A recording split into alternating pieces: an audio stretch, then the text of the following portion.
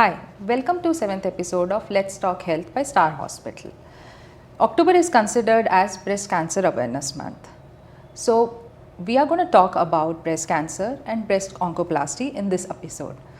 I'm Dr. Ankita Hariji. I'm a senior consultant in Department of Plastic Surgery at Star Hospital. This is Dr. Bushra Khan. She's breast cancer surgeon at Star Hospital. So, doctor, please tell us what is breast cancer? So I'd first like to start with what exactly is cancer. Cancer is a disease process in which abnormal cells begin to multiply without any control. When this disease takes place in the breast glands in our body, it is what is called as breast cancer. So, can you tell us what are the risk factors associated with it and why is it on such a rise? Okay, so it will be of surprise to people that even men do get breast cancer. So if you look at gender-wise, females have an increased risk of breast cancer as compared to men. With increasing age, the risk of breast cancer increases. There's something which is called as the early onset of menarche and late onset of menopause, which is early onset of your menstrual cycle and late delayed end of your menstrual cycle. During this, the exposure of hormones to our body increases, and that's why if people have an early onset of menarche and late onset of menopause, it is a risk factor for breast cancer.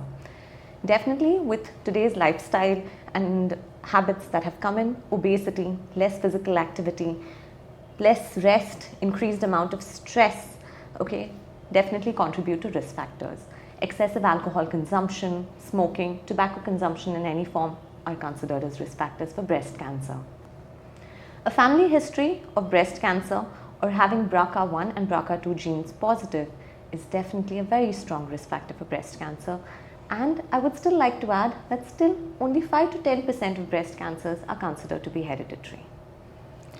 So, can you tell us what modifications do you suggest in the lifestyle or habits so that the risk factors are reduced? So, for any cancer in general, you have certain measures that you can take to actually reduce your risk of cancers. Number one, you can eat healthy, you can control what's there in your diet. Number two, you can get adequate physical and mental rest. Number three, you can be physically active, you can do exercise, any form of exercise that you choose. Number four, you can vaccinate when you are advised, for example, the HPV vaccine which can be taken for cervical cancer. Number five, you can attend screening camps whenever it is advised. So you can go ahead with these measures and they definitely reduce your risk factor for cancer in general. But definitely obesity being a risk factor, smoking, alcohol. Number six, you should stop smoking and alcohol. These can be looked into and reduced to reduce your risk for breast cancer. So you just mentioned that, screening for breast cancer. So can you just tell us what is screening for breast cancer and how it is important for us? So firstly, what exactly is screening? Now, screening is a process which you do when there is no disease, but you look for it. You do a test, you do a clinical examination, and you look for a disease process in a person who is perfectly healthy. Why is screening so important for cancer in general, especially for breast cancer? So, the main thing about breast cancer is early diagnosis means early cure, like early treatment and a very high chance at cure. The earlier the stage that you're detected at, the higher the chance of cure you have for breast cancer. The screening modalities for breast cancer, they mainly include below 40 years, you have an ultrasound breast which can be done, and above 40 years, you can do an annual mammography up to the age of 54 years. So definitely one thing that you have to keep in mind is self-breast examination, which is basic examination that you can look into and do on yourself once a month. And if you find any abnormality, which is any lump, any sort of nipple discharge, any changes in the skin texture of your breast, any lump in the axilla or in the neck, or any wound over the breast which is not healing, any pain which is not subsiding, you can definitely come in for a formal physician clinical examination and we can proceed from there. But that is on breast self-examination. If we look at only screening, then you can do a mammography which is annually after the age of 40 and below the age of 40 an ultrasound breast. Also, there are two categories which people fall into. One is the high risk group and the other one is the moderate risk group.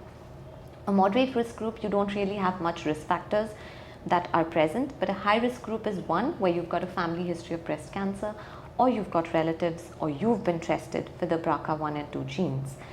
High risk groups, you could go in even for an earlier screening from 25 years onwards, But if you fall into the moderate or the low risk groups, you can start your screening from the age of 40 years.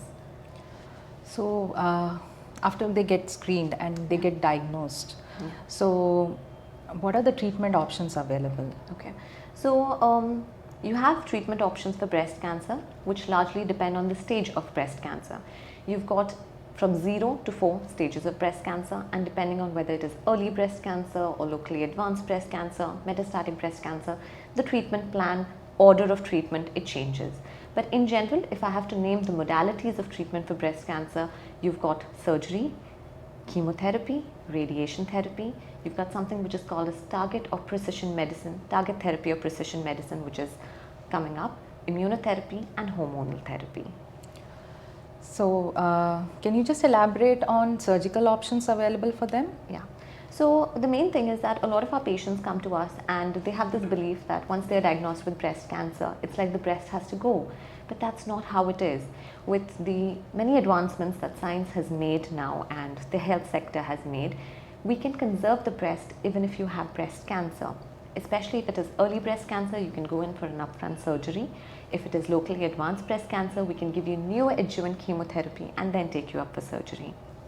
Breast conservative surgery comes along with a breast reconstruction, which is now known as an advancing field and developing field called as breast oncoplasty. Also, another advancement which has come in to breast cancer surgery is something which is called as a sentinel lymph node biopsy. So what happens is that when you have a lump in the breast and it is diagnosed as cancer, the cancer can spread first from the breast into the axillary lymph nodes. So when we do a sentinel lymph node biopsy, within the surgery, like intraoperatively while the patient is under anesthesia, we send a single lymph node for testing or 1 to 3 lymph nodes for testing. If it comes as positive for cancer, only then do we go ahead with removal of all the lymph nodes in the axilla, or else we don't. And this has definitely made a significant impact because it helps in faster recovery of patients. And if you're going for a breast conservative surgery with a sentinel lymph node biopsy, the patient might not even need a drain, earlier recovery, better satisfaction for the patient. BCS, which is breast conservative surgery with breast oncoplasty, it gives greater amount of satisfaction and greater confidence to the patient, and definitely the plastic surgery team, as you know, plays a major role even in helping us reconstruct a breast after we've completely removed the tumor. And I think Dr. Ankita will be the best person to talk about breast oncoplasty and how they, along with us, we do it together and we reconstruct the breast. Yeah, that's true. So once they have done their part of removing the tumor, then comes our role. So it's very important that before they go in for surgery, they do consult us along with the oncology team, because we would be able to explain them the options available. Yeah. Because once they undergo a mastectomy or breast conservative surgery, both leaves a volume deficiency in them. So that has to be replaced. One thing which we need to address in this is the timing of the surgery, because in some patients we can do the reconstruction, that is replacing that volume immediately as soon as the tumor has been removed, or there is something called as delayed surgery. In such cases, we do not operate or reconstruct immediately. Let them go through the entire process of treatment, be it the surgery, the chemotherapy and the radiotherapy, and once they are done with that, they come back to us and then they get the breast reconstructed. So there are several options available. Definitely. In both the scenarios, you can opt for something called as autologous reconstruction, that is that you use your own body tissues. Yeah. So that helps you to give the volume. Yeah, in those cases we actually do a nipple sparing mastectomy where the nipple areola is preserved, the entire skin over the breast is preserved, and then they can do a reconstruction with your own body That's tissue. true. Yeah. So many people ask us, like when we say body tissues, they are apprehensive which part of the body tissue we are going to take it. Yeah. So most commonly we take it from their tummy, because considering that has a good volume and it is a close match also, it helps to give a similar volume which has been lost after the surgery. So that is one of the options, but there are some people who are very thin built. In those people we cannot take the tissue from their tummy area, the abdomen area, so we can even take it from their buttock, thigh, so back. Yeah, so back is also one of the best option available. So all these reconstruction option can be considered. But there are some people who don't want the tissue from their body and they want other options. So there are alternate options available too. Like, if there is a skin suppleness post surgery in case of breast conservative surgery and they have a very little volume deficiency, then we can consider something called as fat grafting. Okay. We can even take the fat from other part of their body and then we can fill with that the breast volume which has been lost. Another case is if there is an extremely loss of volume and they don't have enough tissue from their body which can be taken, we can do even an implant based reconstruction. So this is a general overall idea for the work we do after they have got their tumor resected. So with the strides that have come up in breast oncoplasty, I think even it has been seen and researched that the overall survival, like the breast cancer survivors, there's greater amount of satisfaction and better overall, life, like they live a better life knowing that it provides them some sort of mental stability that the entire breast is not removed and it's been reconstructed. So to conclude, we can say that, once they are diagnosed with the breast cancer, they can get it removed and at the same time they can get it replaced also with another tissue. So this helps in increasing their quality of life and self-confidence, and actually they feel themselves to be more accepted in the society because we have seen many patients complaining that they are not able to fit in society, they stop going out, they have to do a lot of changes to block, so it's kind of a very much psychological stress put on them. So there are better options available which we want to convey, and they should consult for this.